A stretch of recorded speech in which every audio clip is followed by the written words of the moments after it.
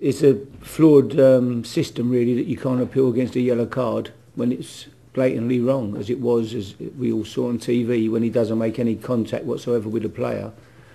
It's flawed that you can't appeal a yellow card and get rescinded, you know. Same thing happened, I saw Glenn Johnson's second yellow card for Portsmouth. That was never a yellow card. So it's crazy, really. They surely can look at that and say, well, it was a wrong decision. They've not made contact with the player.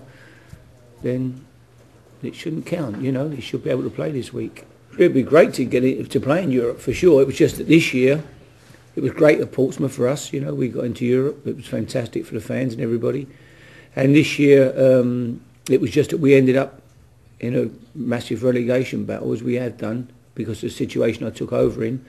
And also we were in a Carling Cup final. So the game came between vital league games and a Carling Cup final. So it turned out to be a big problem for us, the UEFA Cup this year.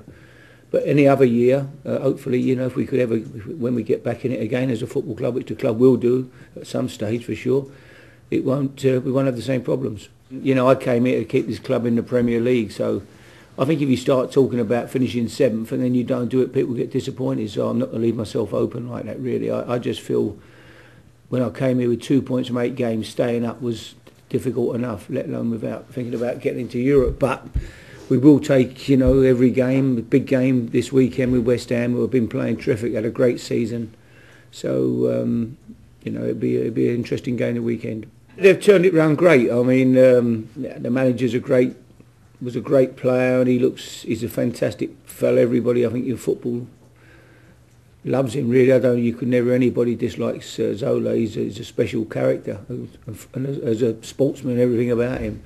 And it's great to see him doing so well at West Ham. Obviously, it was difficult, I think, going there, being a Chelsea man, really, where his background. But he's, you know, he's a professional, and he's gone there, turned the club. The fans, I think, you know, appreciate what he's done. They've got great support. They'll understand the game, and they would appreciate the type of football he's been playing. It's a club that I went to at 15, so it's always a special club for me. It'll never be any different. So I'm pleased to see him doing well again this year. You know.